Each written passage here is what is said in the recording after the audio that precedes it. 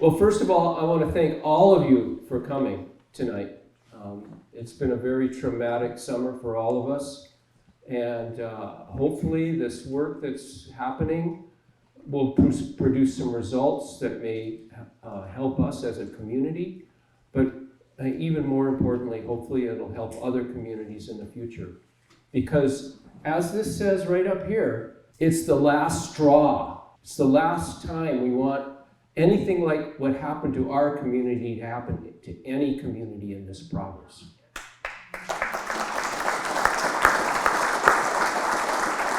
So that's the title of this campaign, The Last Straw. Shuswap Firestorm, The Last Straw. Just a little preamble. Some of you may know of me as the author of Everything Shuswap. Right now I'm supposed to be writing volume 2, but I have more important things to do. Now, as many of you know, I have submitted a complaint to the Forest Practices Board about the BC Wildfire Services attempt to do a control burn above Lee Creek. And as many of you know, what we saw happen after that control burn should not ever happen again, and should never have happened in the first place. And so the Forest Practices Board is only able to look at one complaint. And I'll talk at the end of this presentation about the other 5 complaints. But this complaint was investigated, is under investigation, and the investigators were here about 3 weeks ago. And I took them on a tour up to the power line above Lee Creek where they lit that massive backburn. And this is a presentation that I prepared for these investigators. So the whole story, of course, begins on August 17th, because that's when we heard a 9-minute update from Forest Towers about their plans to do a backburn. Planned ignitions, for clarity and in fairly simple terms, is where we will build and or utilize an existing control line, something that is unflammable, a power line where we might use heavy equipment to get down to mineral soil, a lake, a highway, or any variation of that.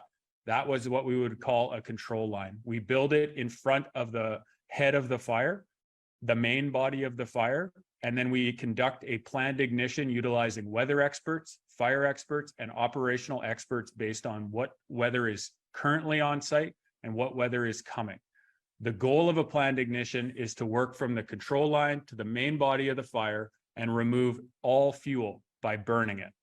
The main body of the fire generally has wind that draws into it. And so when we light off of the control line, it pulls the fire back into itself, thus eliminating fuels between the main body of the fire and anything past that control line. I want to specifically talk about the Adams Lake, Lower East Adams fire. We did conduct a planned ignition on that fire last Thursday. We did it cautiously. We did it knowing that there was a cold front coming. As BC is aware, we discussed the cold front coming on Wednesday and Thursday. We knew the winds were coming.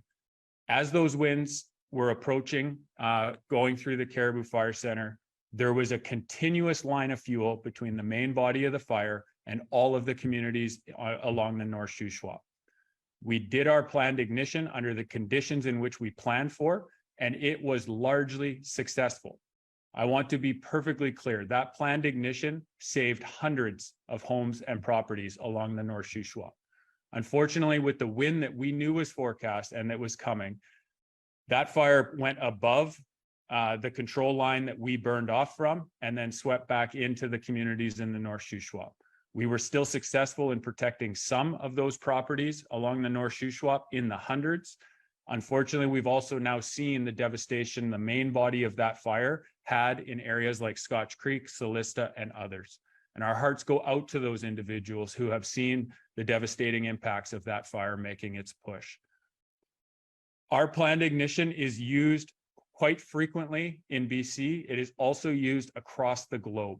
When conditions are as dry as they are in a year like this in BC, traditional firefighting tactics like water bombers and ground operations will not be successful. Eliminating the fuel is, in a lot of cases, the best way to try to protect any infrastructure and values ahead of the front of a fire. And when we know that there's 40 to 50 kilometer sustained winds coming, we knew that we had to eliminate that fuel. And again, I would like to stress, it was largely successful and it protected hundreds of properties in the Shuswap area. I also would like to just make one point of clarity that it was not our planned ignition that allowed the two fires in the Adams Lake area to merge. It was actually the cold front winds that pushed the fires together and merging them towards Highway 1, which ultimately ultimately led to the closure of Highway 1. Words are important, and fortunately, we had a transcript made of all these updates from BC Wildfire Service. So let's just have a look at what Forest Towers had to say. He told us about a cold front that was going to arrive that night, and he said that it's going to be tricky because it would be nocturnal burning. And we all know BC Wildfire Service does not work at night. And they promised us, Forest Towers promised us, that the guard construction is complete. Roads on the transmission line have been widened, as well as additional widening into trees on the northern side of the power line.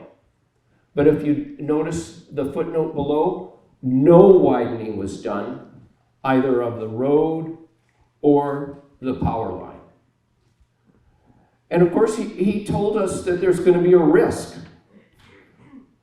And the risk was that these are not light winds. They could gust upward to 50, and I guess that would be kilometers per hour.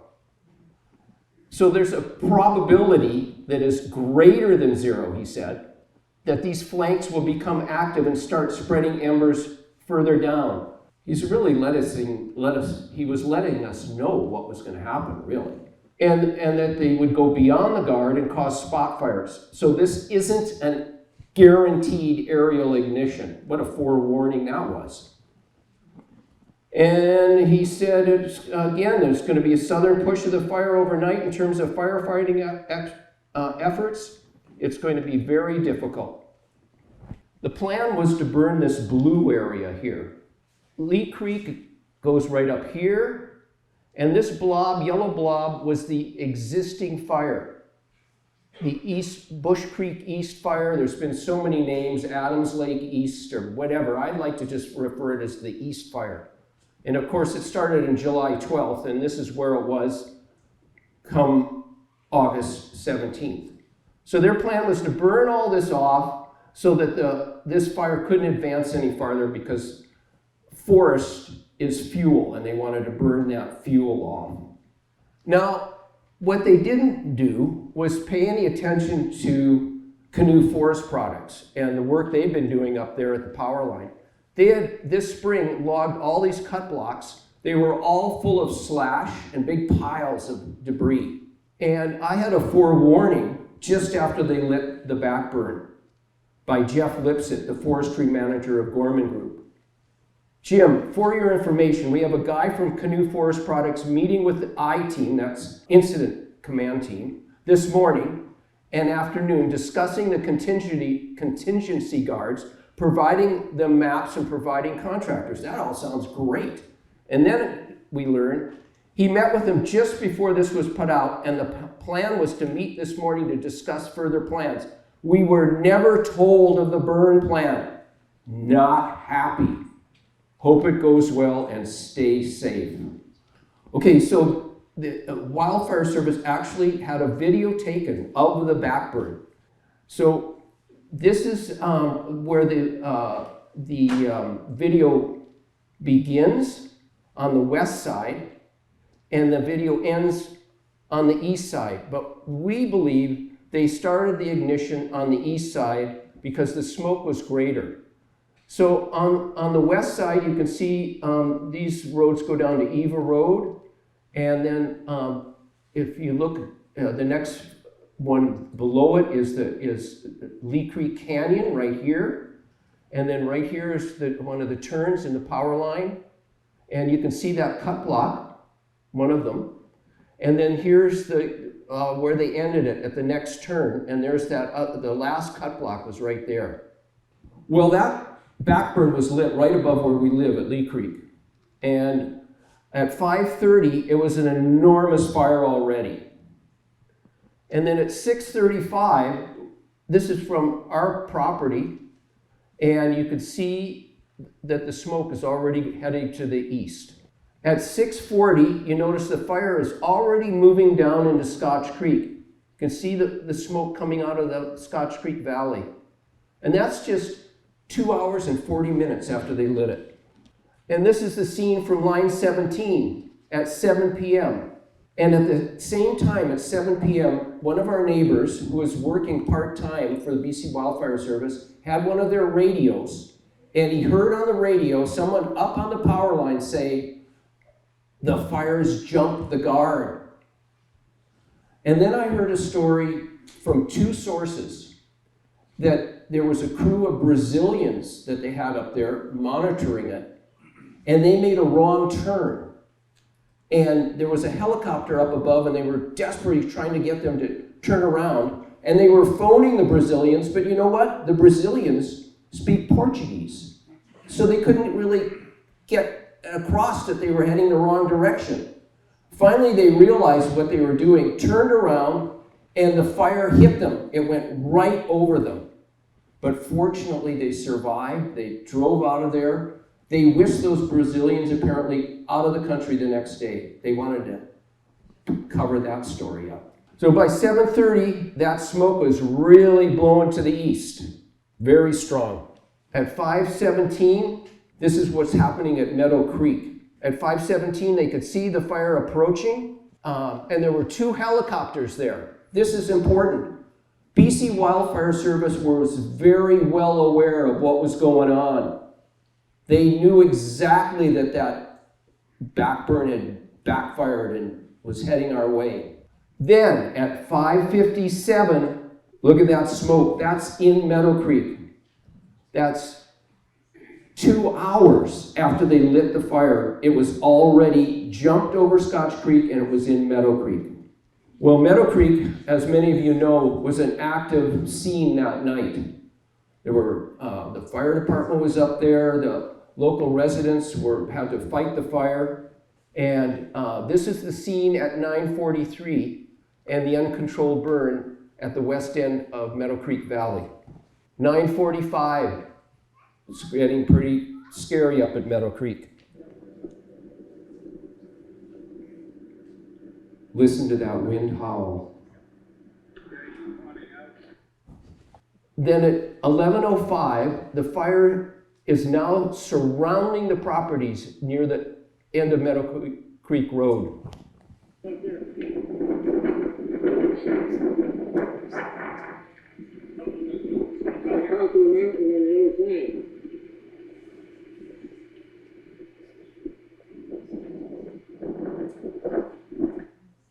Well, fortunately, these residents defied the evacuation order and stayed to successfully fight the fire and prevent it from moving into the valley. And they used sprinklers and water trucks with pumps and hoses. The local fire department personnel evacuated, and there was no sign of the BC Wildfire Service personnel in this valley for over a week.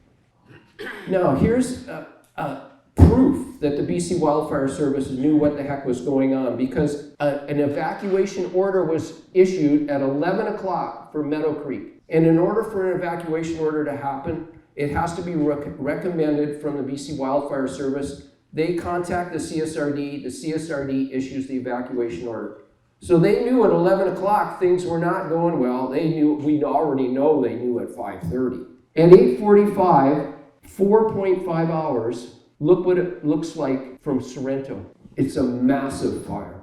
And also at around the same time, a crew from the local fire department drove up the Scotch Creek Road and saw that the fire was nearing the creek. They also noticed that the BC Wildfire Service was parked there with a crew observing the fire. So note the time, 8:30.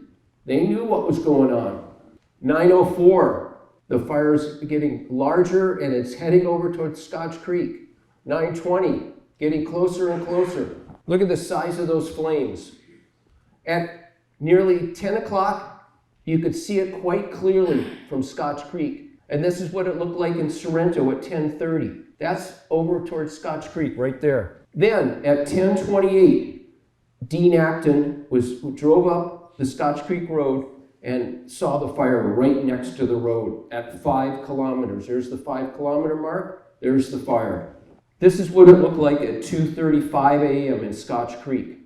Okay, so what do we hear from BC Wildfire Service the following morning? This is a very short update they gave. They're saying that there's potential for extreme growth on the fire. And crews are patrolling for hotspots. I guess that was the crew sitting in the truck. And what do they tell us? The planned ignition on the Lower East wildfire was mostly successful, with the exception of some impacts to the Scotch Creek FSR. They've recommended alerts and orders. Well, that's probably up at Meadow Creek. And then this is the Kamloops fire. So let's look at that map, study their map a little bit more. This is a hotspot map, and it's likely the view of what was happening, like probably, we all saw those photos, right? So I would guess that this was sometime during the night. But these are all spot fires coming off the main fire. And spot fire maps are difficult to read because they show the heat, and the heat's in the smoke, so they don't always show where the flames are. But basically, their own map shows that the uncontrolled burn that they had lit was already escaping. Okay, here we go. The big day, August 18th at 12:30. The fire is right above the community, heading down right towards Rhodes Field. Keep in mind that as far as the CSRD is concerned, the backburn was a success. People are phoning them like crazy. The fire's here. Oh no. BC Wildfire Service said you'd see smoke and flames. Not to worry. So it took them until 2:14 to issue the evacuation order, and we know what happened because of that. People were stranded, and it's lucky no one died, really. So at 1:30, the Acton team, there was quite a few, many of you might have read the article, my last column about saving Scotch Creek. But Mark Acton was there, and he took these photos.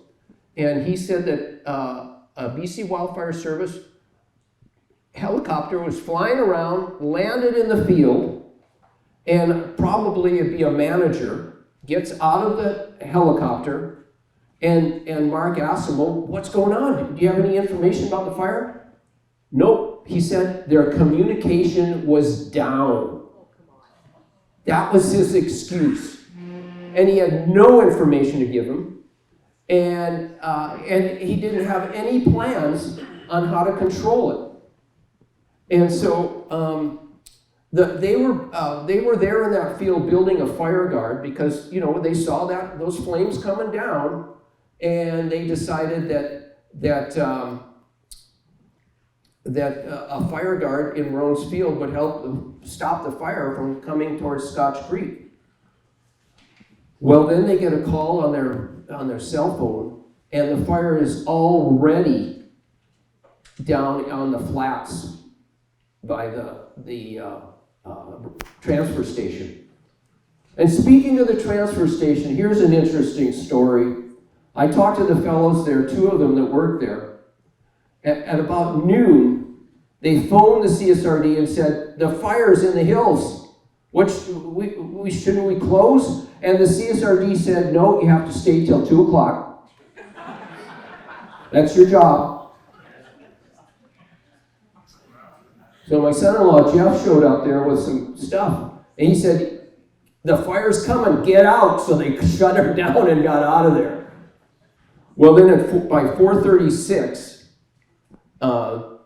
they had to evacuate. We all know the story there. They had their fire camp out in the Squilax field, and that fire came roaring down from Adams Lake, and they all had to leave. So this is what it looked like. Probably some of you know Jessica Farr, and maybe many of you have seen the video that she shot. She was probably one of the last people to drive out, and it looked like this on both sides of the road at the transfer station at 4:30. And then here's Roan's Field at 5 o'clock. You can see how hard the wind is blowing. Embers flying everywhere.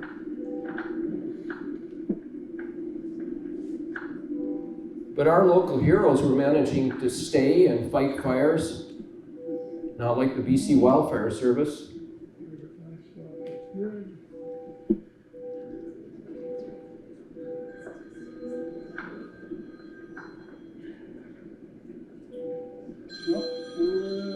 House is on fire. Okay. How deep for you?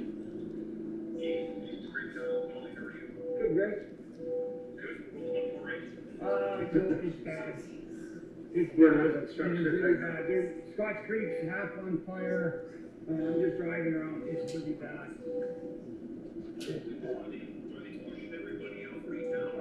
Well, they tried pushing everybody today. There's nobody at the fire. Okay, we get another update from BC Wildfire Service later that afternoon. What do they have to tell us? There are only a few days in our history to actually remember the day. I think August 17th is one of those days. Now, I don't know why they're referring to the 17th. It should be the 18th, the day he's given this update, but who knows? Maybe he made a mistake. The fire behavior we experienced yesterday, and that was the 16th, so who knows? But anyway, this is verbatim. But it went through the day, through the evening, into the morning, and continues today. It's conditions we don't see every year.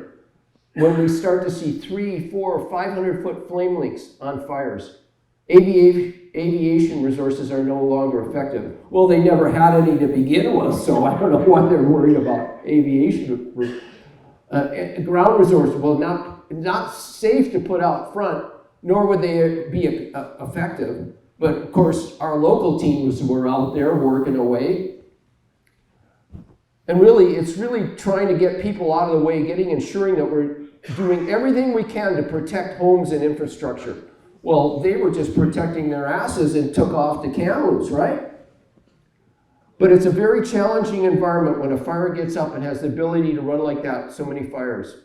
Very aggressive crown fire, long range, quickly changing directions, very problematic throughout the whole province, mind you.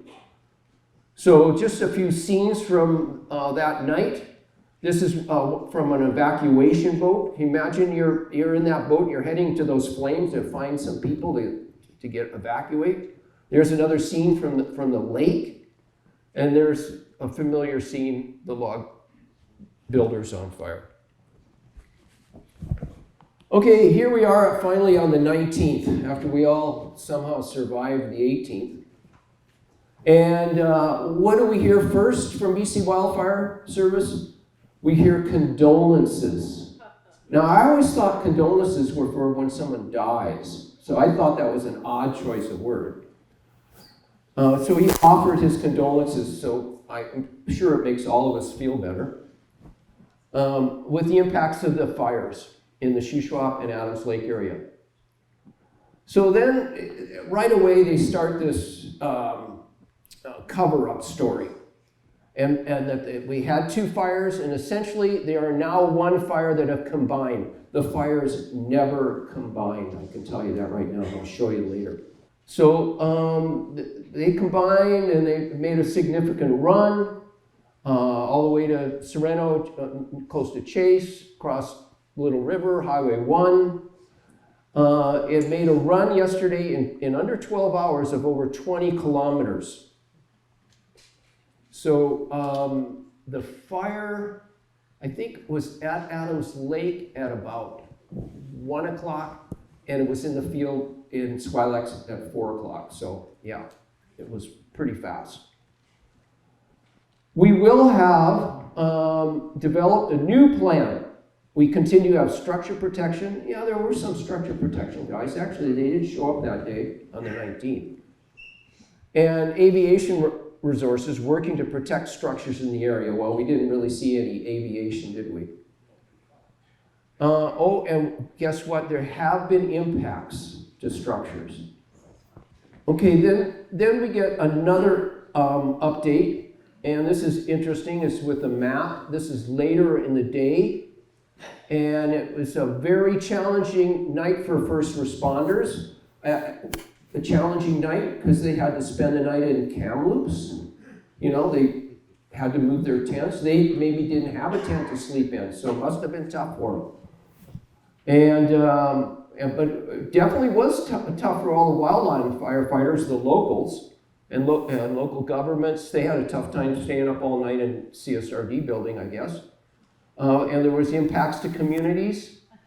And let's be thankful the BC Wildfire Service is working as hard as possible to facilitate safe access to impacted areas for local authorities to do rapid damage assessment.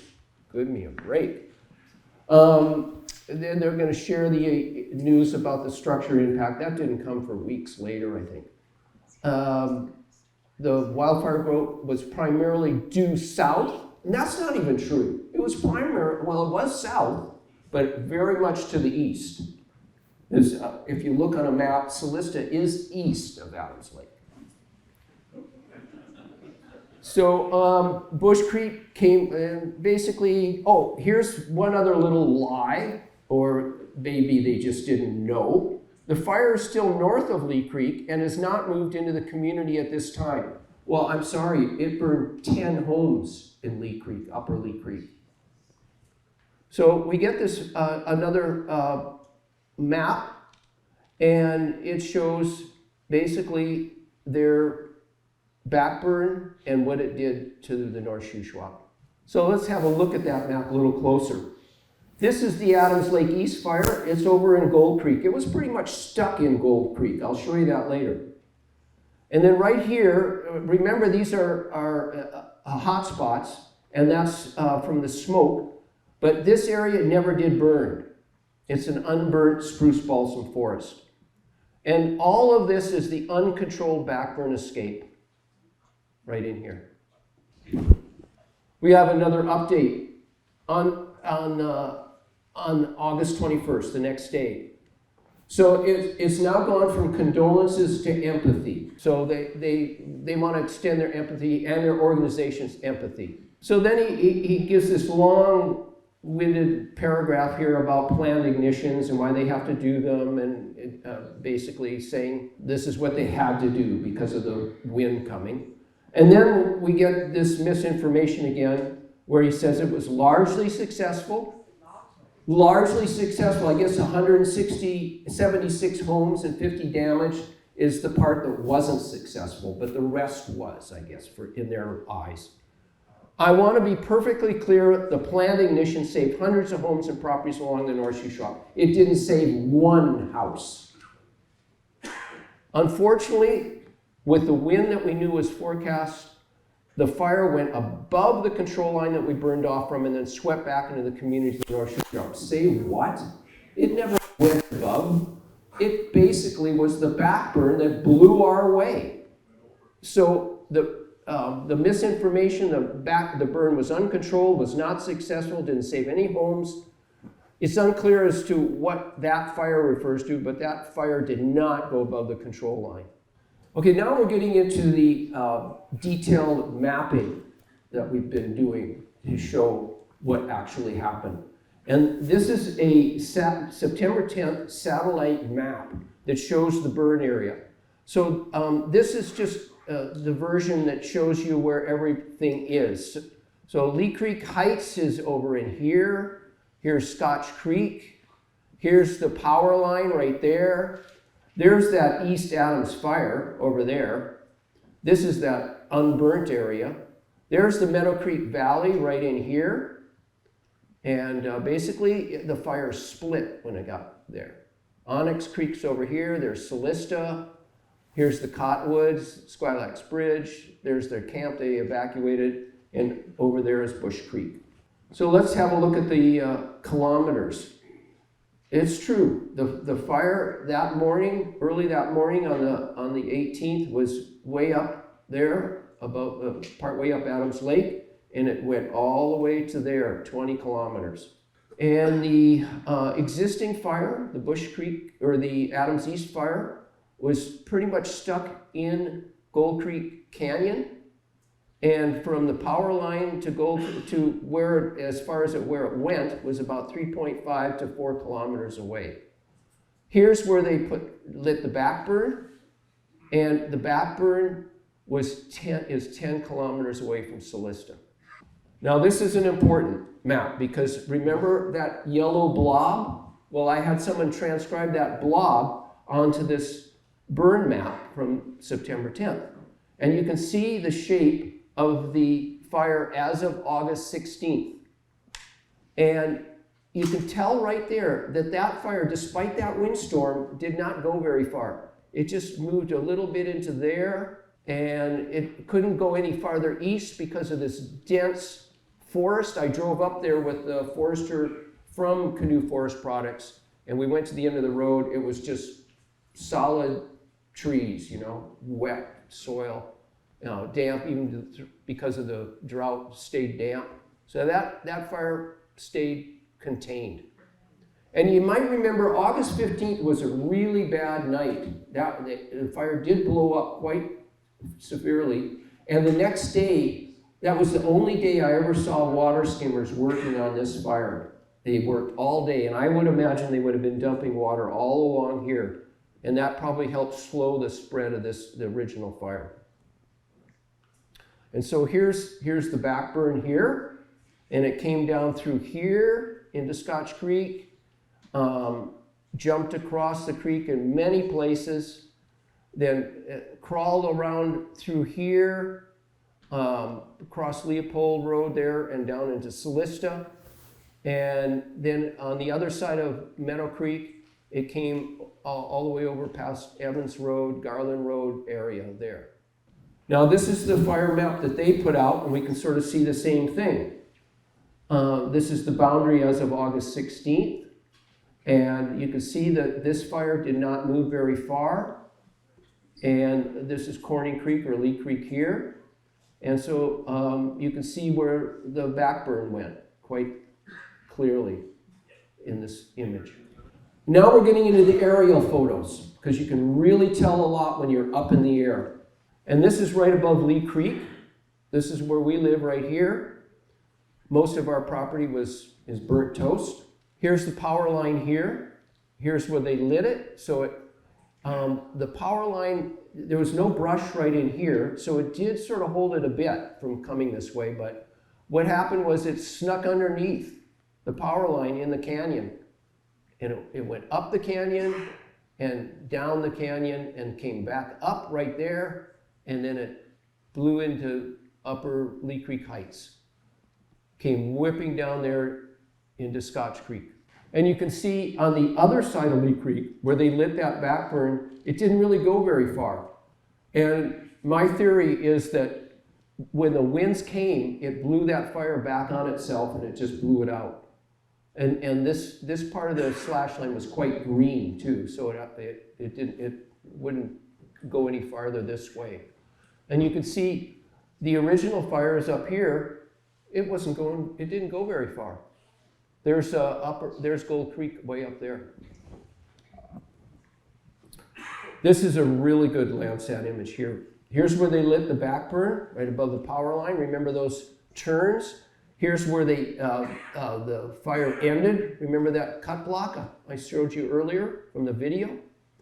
So that's where they started lighting it, was right here.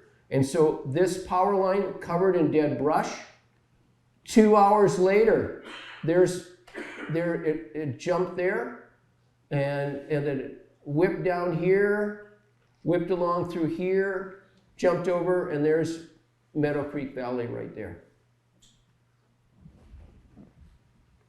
And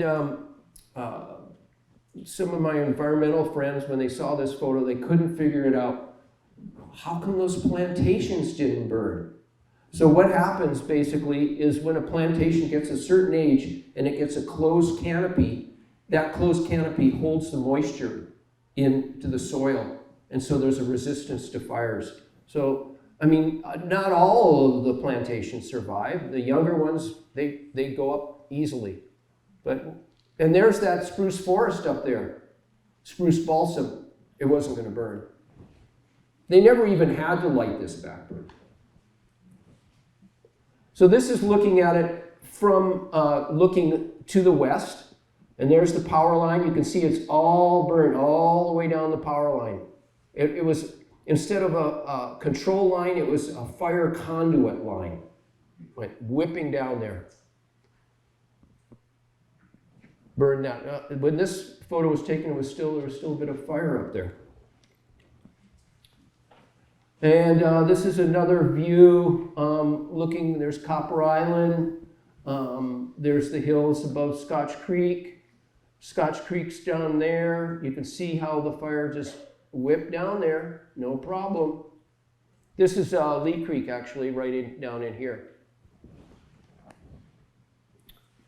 And this is another shot of Lee Creek Canyon. And over there is Gold Creek Canyon. That's where the fire was mostly on August 15th. And you can see it didn't go very far. This is where they probably joined. The backburn probably went up Lee Creek Canyon, and this one blew over, and they joined a little bit in here. So when you go up on the power line, it's blatantly obvious. Of course, there's snow up there now. You won't see much. But I've been up there 4 times now. And at the power line looking northeast towards Meadow Creek, you can see Meadow Creek down in that way. And you can see the power line is just creates that conduit. This is the power line here. You can see how it was brushed. See the roots there, the ends of the brush that was cut off. And there's Scotch Creek right down below. It's that close. Just wind picked up, it went right down there. And this is a similar one. What I like about this one is that it's up higher. So you can see the power line, you can see where the fire went, and you can see how it went right down to Solista. Right there.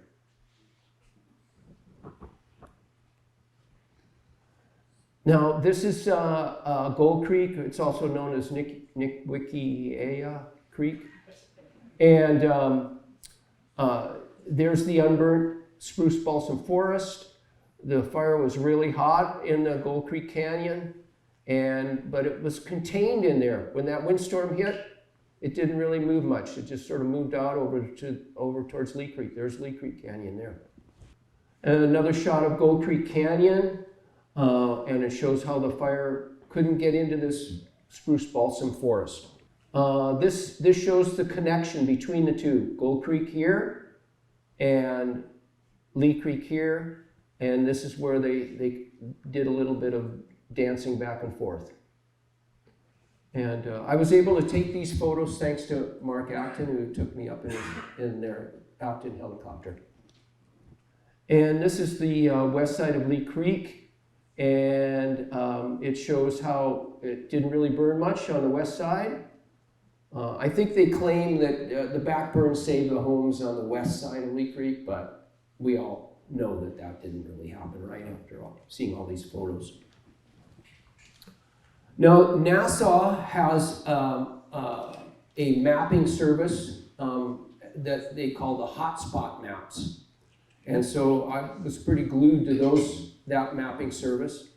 And so this is a progression beginning August 14th.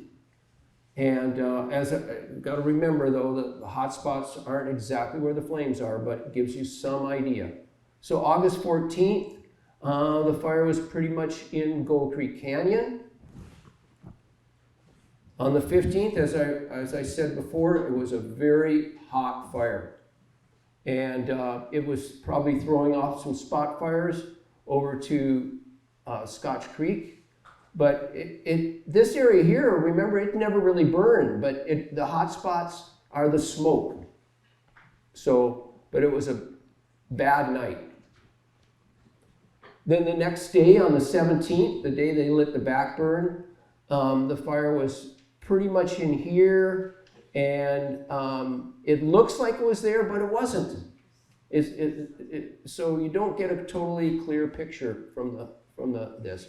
But remember, there was a hot spot. There was a spot fire in Scotch Creek.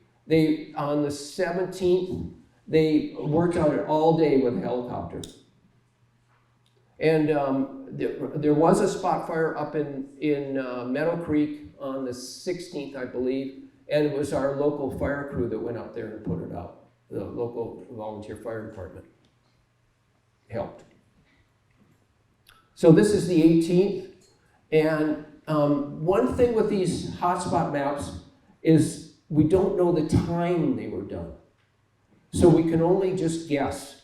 And my guess is, because this is the 18th, and the fire is not anywhere near into Solista or into Scotch Creek or Solista, it's probably early in the day, is my guess. But look what's interesting here. This is the East Bush Creek fire right here. It's contained. It's not going anywhere. This is their back burn. It's pretty obvious. And then by the 19th, it gives you an idea how far the fire's moved. It's all over the place. But still, there's the original fire way up there where it's been for days, up in Gold Creek. And then on the 20th, it's died down, of course. There's the original fire up in Gold Creek. Okay, now we're into the damage. Pretty extensive. I'm sure all of you have seen images like this or seen it firsthand. This is Lee Creek. This is the view from the top of our favorite hiking area, the Lee Creek Bluffs. And the view is disastrous. Some of the homes in Lee Creek that burned, and the burned forest above our community. Scotch Creek. Here's an image from the air. There's the store. This is looking to the west. And you can see how it just moved through the community. And then, of course, you've seen all of these images here. And Solista, so sad. No warning. People had 5 minutes to get out. This is the shot I took from the Acton helicopter.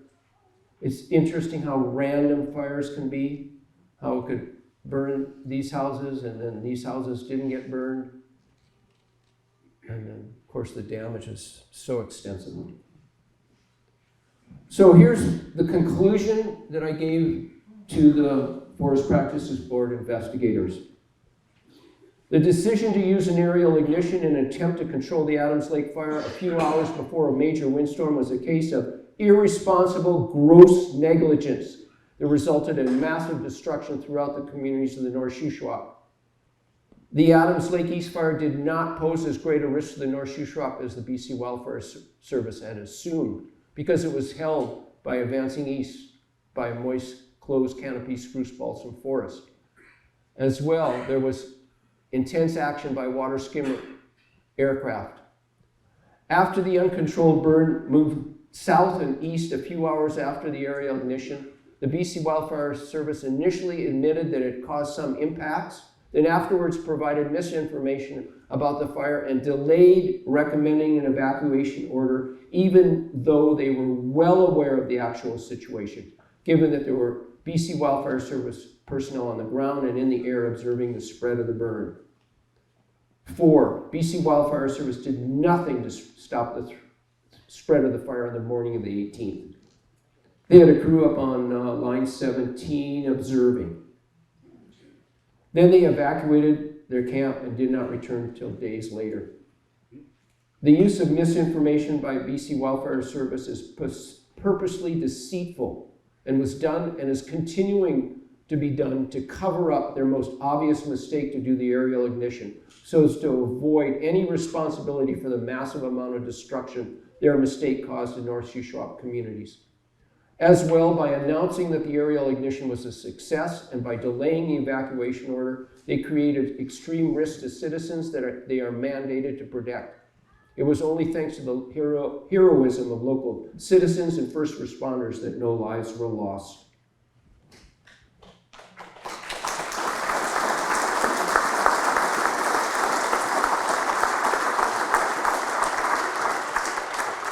So often, not too often, but I should say sometimes I get the message that who am I to make these conclusions? Who am I to do this kind of analysis? I don't have experience. I don't have education on this topic. I'm not qualified. So, yeah, that could be well true. But I do have good powers of observation and got an analytical mind. That's all it really takes. But just to set those kind of people's views straight, I asked a person that has all kinds of experience, Bruce Morrow, 35 years wildfire experience, and he's an ignition expert. He's done controlled burns, he's never had one go wrong. So I invited him up. He had written an editorial for the Kamloops this week that was just slammed BC Wildfire Service. Said it has to change or we're just doomed.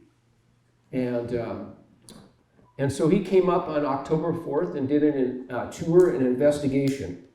And so here's what Bruce had to say. So if you don't think I have the qualifications to say things, we all know that Bruce does. So this is his conclusion for his assessment, that the burn-off fails to meet the basic standards and principles of controlled burning in at least 5 ways. There were incomplete control lines, for sure. The fire went under the power line. It went all over the place. Burning in front of a wind event. Ignition pattern made fire too hot. Too large a burn-off area. They wanted to burn 2,600 hectares in a matter of 2 hours. Hello? And a poor fuel break. So his conclusion was that it did not meet the basic principles. It lacked the control lines, the known wind event that would alter the burn pattern, the maximum heat ignition pattern, the large area planned, and the poor quality of the available fuel break all resulted in an uncontrolled burn-off. This was a very high-risk activity with little chance of success under the extreme conditions of August 17th. Now, so we've gone through the complaint and to the Forest Practices Board. Now, the next stage in this campaign, the last straw, is to take all 6 complaints to the BC Ombudsman, the chair of the Forest Practices Board, because they can actually look at all of them, the BC Auditor General, and the Wildfire Task Force. So I have now sent this off to the BC Ombudsman and the Auditor General and to one person that's on the task force. So I still have to send it off to the chair of the Forest Practices Board. But this is the letter/petition that's now on the change.org website, and it has over 1,600 signatures. And many of you have signed it already tonight. It was up at the front table, and if you didn't get a chance to sign it, you didn't sign it online, then you can sign it when you leave. So the 6 complaints are the inadequate response to the initial fires and the mismanagement during the weeks that followed, the massive aerial ignition. I don't think I have to repeat that because we've heard it ad infinitum already tonight. The lack of adequate warnings to the North Shuswap residents about the danger, and they had to evacuate by boat or a long logging road. The enforcement of the evacuation order was inappropriate and counterproductive. The rigid adherence to the enforcement of the evacuation order, which did not recognize the skills, capacity, and efforts of many residents who remained to fight the fires after all BC Wildfire Services personnel left the area, caused great stress and denied residents basic human rights.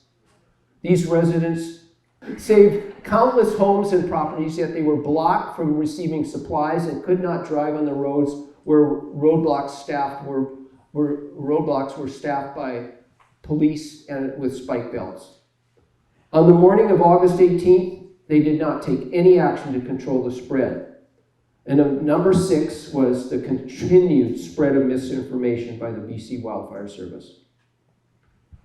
So the goal basically here is to get this out there and become the story, our story.